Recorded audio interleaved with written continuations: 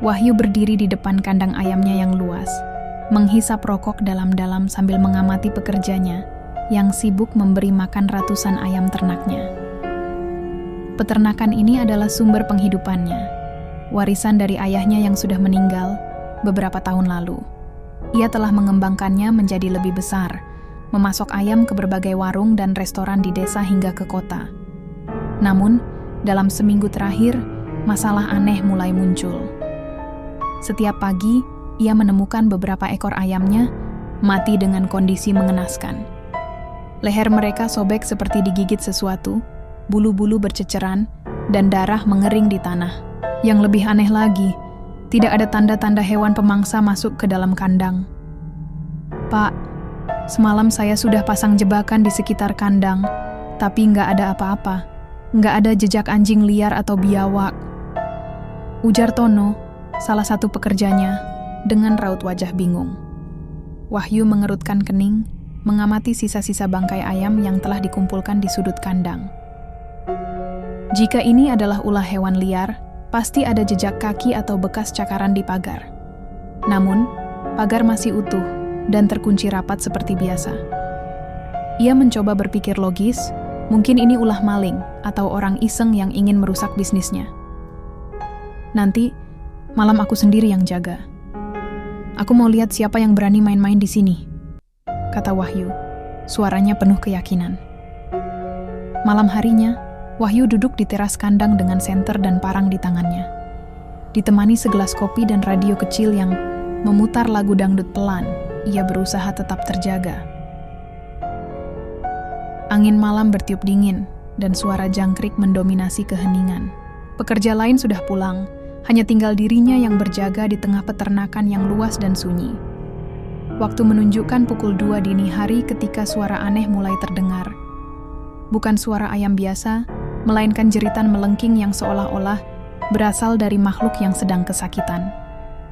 Wahyu terperanjat, segera mengambil senternya dan berjalan menuju sumber suara. Di salah satu sudut kandang, ia menemukan sesuatu yang membuat bulu kuduknya berdiri. Seekor ayam berkelojotan di tanah, lehernya seperti dicekik oleh sesuatu yang tidak terlihat. Bulu-bulunya berhamburan, paruhnya terbuka lebar seperti berusaha berteriak meminta tolong. Wahyu bergegas mendekat, tetapi sebelum ia bisa melakukan apapun, ayam itu mendadak diam, tubuhnya kaku, dan matanya melotot kosong. Darahnya berdesir, jantungnya berdetak lebih cepat. Tidak ada siapapun di sekitarnya. Tidak ada tanda-tanda keberadaan hewan atau orang lain. Hanya dirinya, kandang ayam, dan malam yang semakin mencekam. Wahyu menyorotkan senter ke sekelilingnya, mencoba mencari sesuatu yang mencurigakan. Lalu, ia melihatnya. Di balik pagar kandang, samar-samar di antara pepohonan, ada sosok yang berdiri, diam. Tubuhnya dibalut kain putih kotor dengan noda hitam dan merah yang mengering. Kepala sosok itu sedikit miring, wajahnya tertutup kain. Tetapi ia bisa merasakan tatapan dingin yang menusuk langsung ke arahnya. Pocong. Wahyu tercekat. Mulutnya ingin berteriak, tapi suara seakan menghilang dari tenggorokannya. Sosok itu tidak bergerak, hanya berdiri diam, menatapnya. Angin malam bertiup lebih kencang, membawa serta bau anyir yang tiba-tiba menyengat hidungnya. Tangan Wahyu gemetar saat mencoba menggenggam parang lebih erat. Ia menutup mata sejenak, berharap ini hanya halusinasi karena kurang tidur. Namun, saat ia membuka matanya lagi, sosok itu masih ada, tidak bergerak, tidak menghilang. Lalu, dalam hitungan detik, sosok itu melompat. Tidak ke depan, tidak ke samping, tetapi lurus ke atas, tinggi, hingga menghilang di kegelapan malam. Wahyu terperangah, tubuhnya kaku. Ia merasa kakinya lemas dan hampir jatuh terduduk. Ketakutan mulai menjalar ke seluruh tubuhnya. Ia tidak percaya dengan apa yang baru saja ia lihat. Malam itu, Wahyu memutuskan untuk tidak melanjutkan penjagaan. Dengan tangan gemetar, ia berlari menuju rumahnya yang tak jauh dari peternakan. Ia tidak mau mengakui bahwa ia takut, tetapi kakinya yang tak bisa berhenti gemetar berkata lain. Pagi harinya, lebih banyak ayam ditemukan mati. Kali ini, lebih parah. Beberapa dari mereka bukan hanya mati dengan leher sobek, tetapi juga tubuh yang hampir tercabik-cabik, seakan ada sesuatu yang mencengkeram dan meremukkan mereka dengan kekuatan yang tidak masuk akal. Teror baru saja dimulai. Sejak kejadian malam itu, Wahyu merasa ada yang tidak beres dengan peternakannya. Ia berusaha mengabaikan rasa takut, meyakinkan dirinya bahwa ia hanya terlalu lelah dan berhalusinasi. Namun, kejadian-kejadian aneh semakin menjadi-jadi. Ayam-ayam mati dengan kondisi yang semakin mengerikan. Bahkan para pekerja mulai ketakutan dan enggan bekerja di peternakan, terutama saat malam tiba. Suatu malam, Wahyu memutuskan untuk menginap di dalam kandang. Kali ini, ia mengajak salah satu pekerjanya, Surip, seorang pria tua yang sudah bekerja sejak zaman ayahnya. Surip dikenal pemberani dan tidak percaya dengan hal-hal mistis. "Kita lihat sendiri apa yang sebenarnya terjadi," ujar Surip sambil membawa golok. Mereka duduk di dekat kandang utama. Dengan lampu petroma menyala redup. Angin malam berhembus pelan, membawa aroma khas ayam dan tanah basah. Suasana begitu sunyi, hanya suara jangkrik yang terdengar dari kejauhan. Sekitar pukul 1 dini hari, suara aneh mulai muncul. Awalnya pelan, seperti bisikan yang tertiup angin. Namun, lama-kelamaan berubah menjadi jeritan panjang, menyerupai suara tangisan seseorang yang kesakitan. Wahyu dan Surip saling berpandangan. "Pak, suara itu..." Surip menelan ludah, matanya membelalak ketakutan. Jeritan itu semakin kencang, seolah berasal dari dalam kandang. Wahyu dengan tangan gemetar menyorotkan senter ke dalam. Tidak ada apa-apa. Hanya ayam-ayam yang mulai gaduh, beberapa bahkan tampak gelisah dan berusaha kabur dari tempatnya. Tiba-tiba, jeritan itu berhenti. Suasana kembali sunyi. Wahyu mencoba menarik napas, berpikir mungkin ini hanya ilusi suara. Namun, saat ia mengalihkan pandangannya ke Surip, pria tua itu sudah pucat pasi dan menunjuk sesuatu di belakangnya.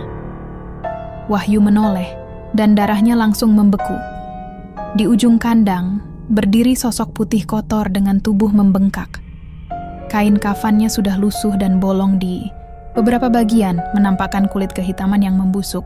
Sosok itu diam, namun perlahan-lahan kepalanya bergerak, menoleh ke arah mereka. Tanpa aba-aba, Surip langsung berlari sambil berteriak, meninggalkan Wahyu sendirian. Wahyu sendiri ingin bergerak, tapi tubuhnya terasa terkunci. Jantungnya berdegup kencang saat melihat mulut pocong itu perlahan terbuka. Dari dalamnya, keluar suara yang sama seperti jeritan tadi. Wahyu akhirnya berhasil menggerakkan kakinya dan berlari sekencang mungkin menuju rumahnya.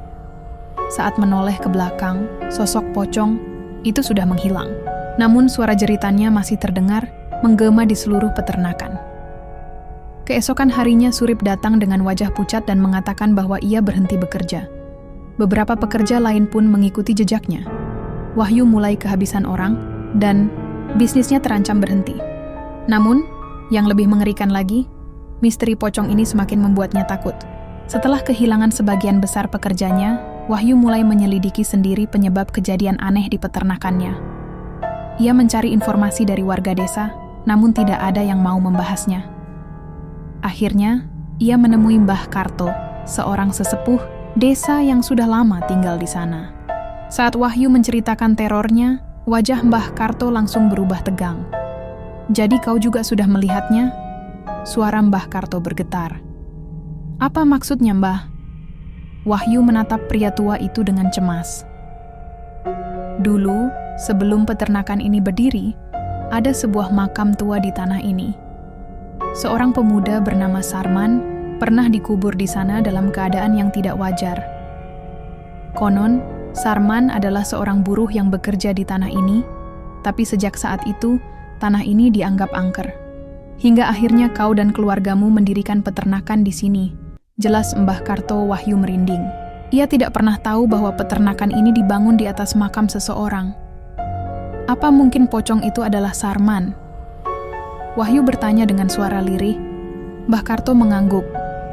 Bisa jadi arwahnya belum tenang karena kematiannya yang tidak wajar. Wahyu pulang ke peternakan dan mulai mencari keberadaan makam itu. Ia berjalan ke belakang peternakan, tempat yang jarang ia perhatikan. Setelah beberapa jam menggali informasi dari pekerja lama dan warga sekitar, akhirnya ia menemukan tanah yang terlihat berbeda, dengan batu besar di atasnya. Saat ia mendekat, tiba-tiba angin kencang bertiup, dan aroma busuk menyergap hidungnya. Wahyu merasakan sesuatu yang salah. Ia ingin segera pergi dari sana, namun sebelum sempat berbalik, terdengar suara napas berat dari belakangnya. Perlahan, ia menoleh. Sosok itu ada di sana, lebih dekat dari sebelumnya. Wajahnya kini terlihat lebih jelas. Kulit hitam membusuk, mata kosong, dan mulut yang terbuka lebar dengan suara geraman pelan. Wahyu ingin berteriak, tapi tubuhnya seakan membatu. Lalu, dengan suara serak yang mengerikan, pocong itu berbisik, "Kau harus mengembalikan apa yang telah kau ambil." Seketika, tubuh Wahyu terasa lemas. Ia jatuh terduduk, sementara sosok pocong itu perlahan menghilang, meninggalkan bau anyir yang masih menggantung di udara. Kini, Wahyu tahu bahwa ia harus melakukan sesuatu sebelum semuanya semakin terlambat.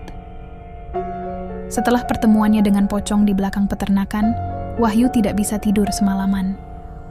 Kata-kata yang dibisikkan makhluk itu terus terngiang di kepalanya. "Kau harus mengembalikan apa yang telah kau ambil." Apa yang dimaksud? Apakah ada sesuatu yang harus dikembalikan ke makam itu? Ataukah arwah Sarman hanya ingin mendapatkan ketenangannya kembali? Keesokan paginya, Wahyu kembali menemui Mbah Karto untuk meminta saran. Setelah mendengar ceritanya, Mbah Karto menghela napas panjang dan menggelengkan kepala. "Kalau memang makamnya masih ada di sana dan arwahnya belum tenang, kau harus menggali kembali kuburannya dan memberikan pemakaman yang layak," ujar Mbah Karto dengan suara serius. Wahyu terdiam. Membongkar makam? Pikirannya bergejolak antara rasa takut dan rasa tanggung jawab. Namun, setelah mempertimbangkan semuanya, ia akhirnya setuju. Jika ini adalah satu-satunya cara untuk menghentikan teror di peternakannya, ia harus melakukannya. Wahyu mengajak Darto, salah satu pekerja yang masih bertahan, untuk membantunya menggali makam tua di belakang peternakan. Darto awalnya ragu, tetapi setelah Wahyu berjanji akan memberinya upah tambahan, ia pun setuju. Mereka membawa cangkul, senter, dan kain kafan baru yang diberikan oleh Mbah Karto. Penggalian dimulai tepat tengah malam, saat suasana terasa lebih mencekam. Angin malam berhembus pelan, membawa aroma tanah basah dan dedaunan yang berguguran. Saat cangkul pertama menghantam tanah, udara di sekitar mereka seakan menjadi lebih berat. Suara jangkrik yang tadi ramai perlahan menghilang, digantikan oleh kesunyian yang aneh. Wahyu dan Darto terus menggali dengan penuh ketegangan. Setiap kali cangkul mengenai tanah, terasa seperti ada sesuatu yang mengawasi mereka. Keringat dingin mengalir di pelipis Wahyu, tetapi ia terus bekerja, berharap bisa segera menyelesaikan ini.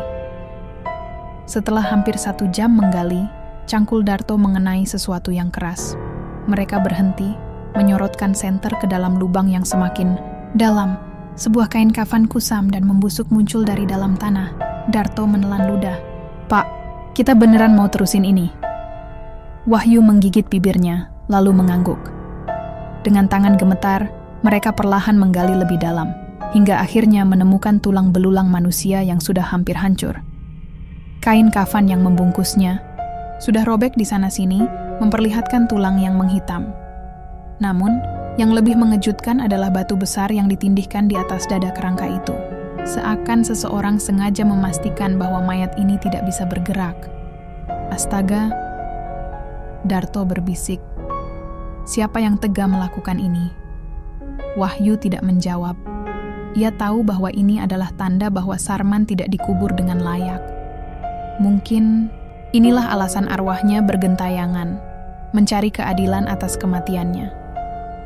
Dengan hati-hati, mereka mengangkat batu besar itu dan mulai membungkus kembali tulang belulang Sarman dengan kain kafan baru. Saat mereka melakukannya, angin malam tiba-tiba bertiup kencang, membawa serta suara seperti bisikan yang datang dari segala arah.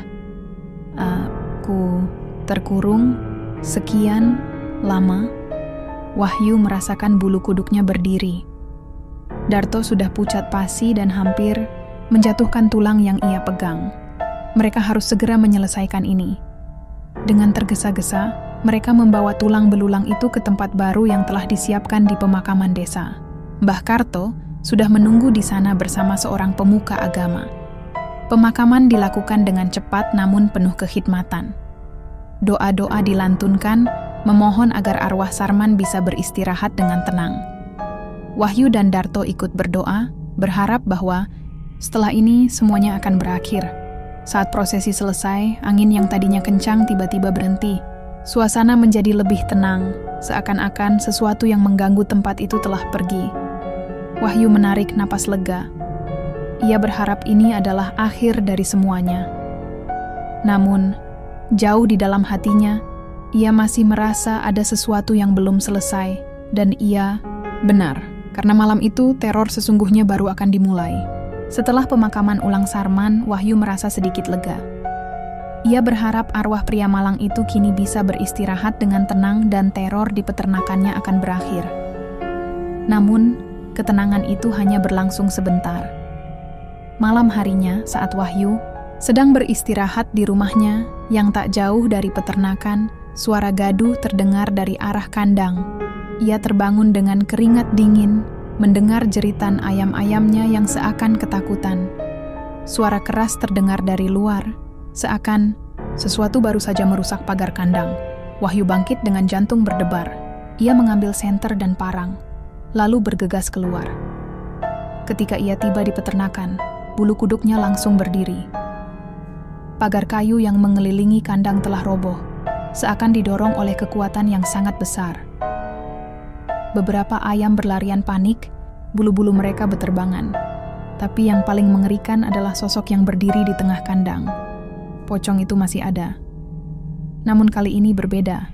Sosoknya jauh lebih jelas, tubuhnya membengkak, kulit hitam membusuk mengintip dari sela-sela kain kafannya yang koyak. Wajahnya kini terlihat dengan mata putih melotot dan mulut menganga lebar seolah sedang berteriak tanpa suara. Wahyu gemetar, tidak percaya dengan apa yang ia lihat. Bukankah arwah Sarman seharusnya sudah tenang? Bukankah teror ini seharusnya berakhir? Tiba-tiba, pocong itu melompat ke arahnya dengan kecepatan yang tak masuk akal.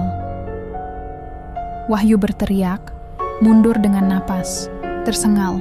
Ia mengayunkan parangnya secara refleks, tapi sosok itu menghilang tepat sebelum terkena tebasannya. Namun, dalam sekejap, pocong itu muncul kembali tepat di belakangnya. Kau harus membayar. Suara serak itu terdengar langsung di telinganya, membuat tubuh Wahyu seketika membeku. Ia merasakan hawa dingin menyelimuti seluruh tubuhnya, seperti diselimuti es. Lalu, sesuatu menarik perhatiannya. Di tanah, di antara reruntuhan pagar, Wahyu melihat sesuatu yang aneh. Sebuah kotak kayu kecil, terkubur sebagian di dalam tanah, dengan ukiran kuno di permukaannya. Jantungnya berdegup kencang. Ia belum pernah melihat benda ini sebelumnya. Dengan tangan gemetar, ia meraih kotak itu dan segera membukanya. Di dalamnya, terdapat segumpal kain kafan tua yang telah menghitam dan beberapa helai rambut manusia yang sudah kering. Mata Wahyu melebar. Ia ingat perkataan Mbah Karto. Jika kau mengambil sesuatu yang bukan milikmu dari kuburan seseorang, arwahnya tidak akan pernah tenang. Kotak ini adalah milik Sarman. Tanpa berpikir panjang, Wahyu berlari menuju makam Sarman yang baru, membawa kotak itu bersamanya. Pocong itu masih mengikutinya, melompat-lompat dengan kecepatan mengerikan, mengeluarkan suara-suara menyayat yang membuat malam terasa semakin mencekam. Wahyu nyaris tersungkur saat mencapai makam. Ia menggali sedikit tanah dengan tangan kosong, lalu meletakkan kotak itu di atas pusara Sarman. Dengan suara gemetar, ia berbisik, "Aku kembalikan, tolong pergilah dengan tenang." Sesaat, angin kencang bertiup, jauh lebih dingin dari sebelumnya. Ia berdiri diam di tepi makam, menatap Wahyu dengan mata kosong. Lalu, perlahan-lahan, Tubuhnya mulai memudar, seperti kabut yang tertiup angin. Beberapa detik kemudian, sosok itu menghilang sepenuhnya. Hening. Wahyu terduduk lemas, tubuhnya masih gemetar. Ia tidak percaya bahwa semuanya akhirnya berakhir. Sejak malam itu, teror di peternakan Wahyu berhenti. Tidak ada lagi ayam yang mati secara misterius. Tidak ada suara jeritan tengah malam. Dan yang paling penting, tidak ada lagi sosok pocong yang menghantui peternakannya. Namun, Wahyu belajar satu hal. Beberapa hal seharusnya tidak diganggu. Dan tanah yang pernah menyimpan kematian akan selalu mengingat rahasia yang dikubur di dalamnya.